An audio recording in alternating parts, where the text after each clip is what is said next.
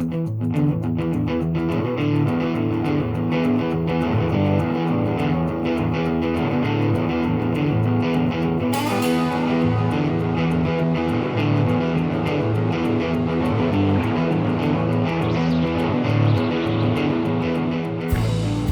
everyone, and welcome to MeowMix, the Carolina Panthers podcast. My name is Steven. My name is Jerry.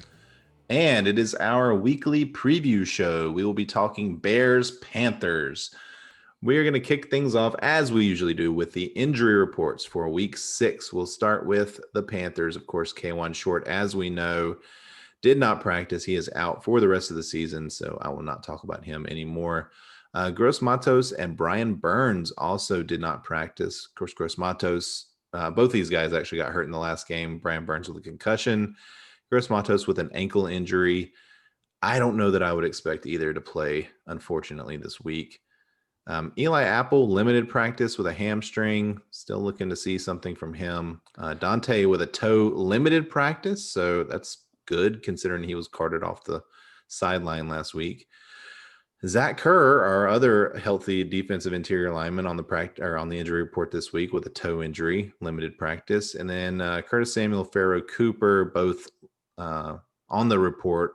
Samuel limited practice, Pharaoh full practice. So Samuel with a knee injury. I haven't seen any indication that he's actually in any danger of missing the game. Yeah. Moving on to the Chicago Bears. Quite a few did not practice, although most of these are veteran rest days. The only one that's not is Deion Bush, safety with a hamstring. He did not practice. The rest of these are rest days. Ted Ginn Jr., Jimmy Graham, Akeem Hicks, Danny Trevathan. And then limited practice is Sherrick McManus, safety, and Brent Urban, defensive tackle, with a knee. It's spelled K-N-E, which I assume is a knee. So he is limited practice, but and it seems like they're fairly healthy coming into this game. All right, let's get into the actual preview. Jerry, what you got?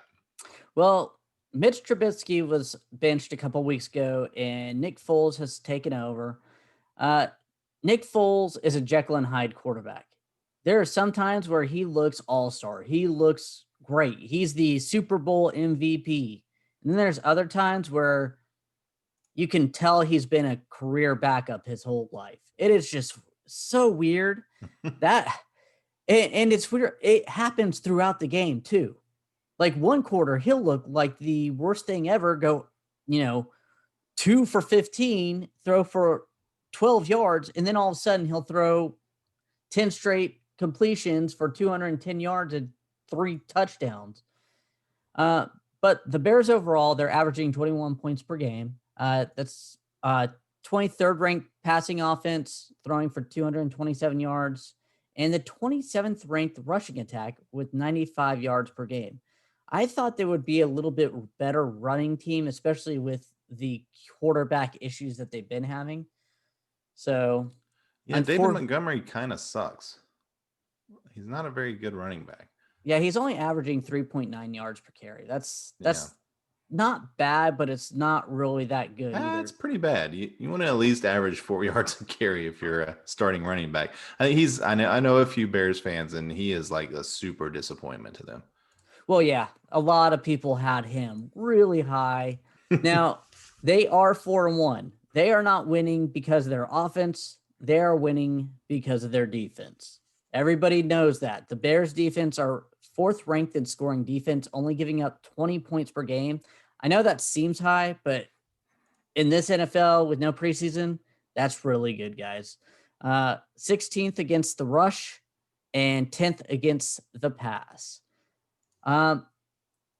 This is going to be a difficult game, guys, especially if we can't rattle Nick Foles to cause some turnovers, which I honestly think that's where our main focus should be. It's just keeping Nick Foles, bad Nick Foles. And I think everything else can fall into place for us. Agreed. And it's going to be tough, especially if we don't have Brian Burns out there, who is our best pass rusher at this point. We've got Marquise Haynes, and F.A. Obata, they're going to have to sort of step it up. But I'm hoping that Burns can get through this concussion protocol and be out there. I'm not expecting it, though. So Yeah, I mean, honestly, with as bad as David Montgomery is, I wouldn't mind seeing some blitzes and some, bringing more men, rushing the quarterback and not so much worrying about him, at least to start the game and just see how it goes. I mean, honestly. Yeah, our secondary has been doing well at just Yeah. stopping the big play. And that's what Nick Foles is good for, is the big play.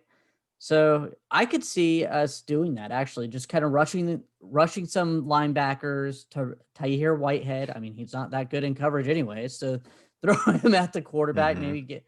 Maybe get Nick Foles to throw an errant pass or not. Maybe disguise some of your zone coverages a little bit. Yeah. I mean, if you look at the stats for the Panthers, ESPN has us at the 6th highest rated offense in the league. Now they do their rankings by yards per game, and we're almost at 400. We are unfortunately quite a bit lower in points per game, mainly because we can't punch it in the end zone consistently when we're in the red zone. So hopefully that's my key to the game is when you're down there, score 7. Don't settle for 3. So your goal is to score more points.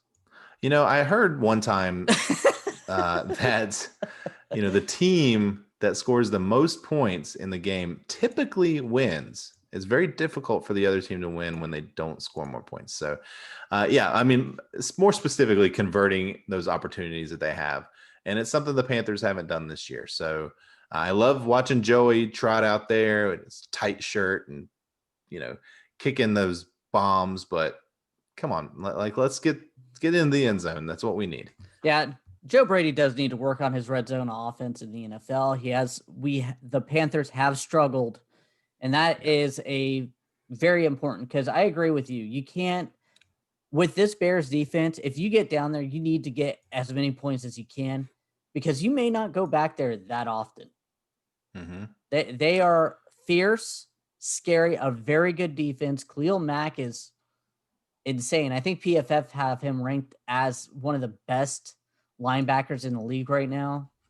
Yeah, he's second out of 114. So, yeah, pretty But darn good. I mean, we knew that, right? We didn't need PFF to tell us that. Like, he's amazing, and there was a reason that they gave up so much to get him. Panthers defense is, ranking wise, at least they're no slouch either, and they've, as we've seen, they've really stepped it up during this 3-game winning streak. Even though the Chicago Bears are the 4th ranked, scoring defense in the NFL, Panthers are 12th. Yeah, and they're getting better. Whoever would have thought that when we were doing our preseason preview? That was, I mean, after week 1 and 2, we would have said that. Yeah, we were giving up like 35 a game at that point, but I mean, that's kind of what we expected. So no slouch here. Like, the Panthers, they're going to put some pressure on the Chicago Bears offense to score. Yeah. And another big thing is locking down Allen Robinson. Yeah. I meant to bring this up a little earlier. Allen Robinson is their offense, and rightfully so. He's in that mold of Keenan Allen, where he just plays for a team that's not really flashy and isn't talked about a lot, but he's an elite receiver. Yeah, he's ranked 7th PFF rankings out of 120, and he was great in Jacksonville, and then he got hurt, and he's sort of just been flying under the radar, but he is elite. Like, he's legit.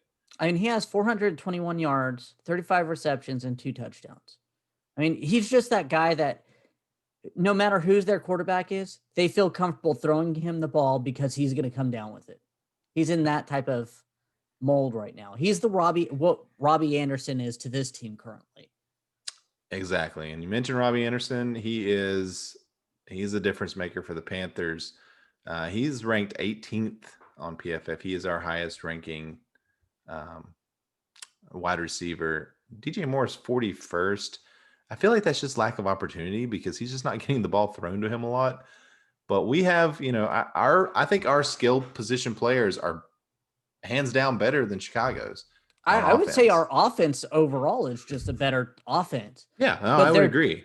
And their defense is just, I mean, I hate saying it, but they're a better defense.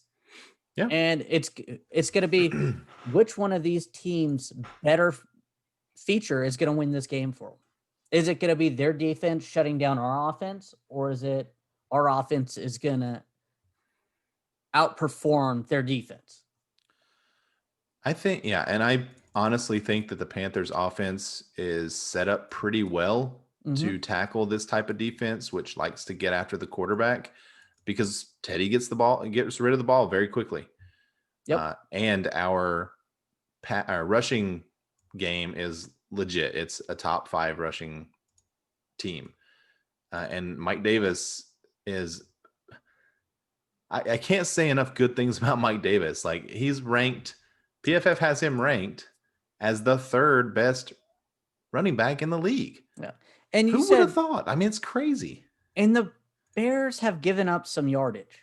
I mean, they're 16th against the rush. I mean, giving up 113 yards per game. I mean, maybe that's where you attack them. You attack them in that belly and do those quick passes and maybe eventually try to hit them over the top a couple times, keep those safeties honest. But for the most part, just slow, methodical drives. Get them tired. It's going to be a massive game. Yes. For Mike Davis. It is going to be a massive game for Mike Davis. I could easily see that. Against this type of defense, yes. I'm ready for predictions. I don't really have anything else to say. Okay. Well, going into a bold prediction about Mike Davis, you said he was going to have a great game. No, I agree. Step on my bold prediction. I was going to have him 175 total yards in this game. That's a lot. Yeah, I was going my prediction, and I'm just gonna stick with it. Mike Davis, I got him at 150 rushing yards alone. Yeah, I think because, as we said, that this is a defense that I think we could run on because I think they're going to come after Teddy. And I think they're going to be caught out of position. I could see Mike Davis having a couple of big runs in this game. Man, I couldn't be higher. I could not be higher on Mike Davis. All right. It's time, man. It's Mike Davis time. I think it's been Mike Davis time. I mean, now that there's no backup, really, they're scared to put Trenton Cannon in there. Well, yeah, I mean, Trenton Cannon. Not the best. Not the best. All right. So Mike Davis, if you take what he's done the last 3 games, which he had one other game where he had 1 yard. So I'm just negating that game. The last 3 games, you take what he's done and you extrapolate it out over a 16-game season. He would be the 4th player in NFL history with over 1,000 receiving and over 1,000 rushing yards. That's the pace that he's currently on. He'd have 1,168 rushing yards, 1,098 receiving yards, which is more than McCaffrey had last year in terms of receiving yards. That's how good he's been. Like, he is, everybody's talking about how Alvin Kamara is like the best running back in the league this year. Mike Davis is like right there. He's doing the exact same thing. It's crazy. I'm high on Mike Davis, but I think you're a little bit higher there than. I do have one question for you. Okay. Before we get to our score predictions here. Given how good Mike Davis has been, and given how much money we paid Christian McCaffrey and are going to be paying Christian McCaffrey over the next few years, do you feel any differently about that contract? We were very excited about it. Okay. No. So I feel a little like a teeny bit worse about it, and I'm extremely high on it. So I'm just slightly less extremely high on it, but just seeing how good Mike Davis has been and thinking, well, man, like, he's 27. We could have given him a 4-year deal for probably like $6 million a year, $10 million a year even, and saved a whole lot of money and probably had similar, if he continues to be as good as he's been, have similar production. That's what I was going to say. He's bounced around the league. He's had 100-yard games in Seattle, and then they let him go. I mean, he's been productive other places, and they don't see it in him. I don't know if he has it to be the back that holds it all together all the time. I am loving this stretch, and I am saying, Mike Davis, you are doing absolutely great. I am watching you, and you are doing great. But yeah, it's a small sample size. yes, it is. But it's interesting. As good as the team has been, and as good as he's been, I mean, I don't think it's crazy to think about. That's all I'm saying. I mean, I could see where you're slightly upset at, Not even upset. Not even upset. Just like slightly less stoked about paying McCaffrey as much money as we're going to be paying him. I mean, the cap is going to be so low anyways when he hits the peak of it anyways. I mean, just think about it that way. Well, hopefully, as long as fans get back in the stadiums. Well, that's true too. In that case, we would be in a good position compared to a lot of other teams. Yeah, true. Oh, man. All right. Well, let's do our score predictions here. Beer bet? You got a beer bet? Beer bet of the week. Beer bet me. Bears, turnovers, 1.5, over, under. Over. All right. I'll take the under. I think you wanted it over, but I'm taking it. Okay. All right. I think the Panthers are going to win this game.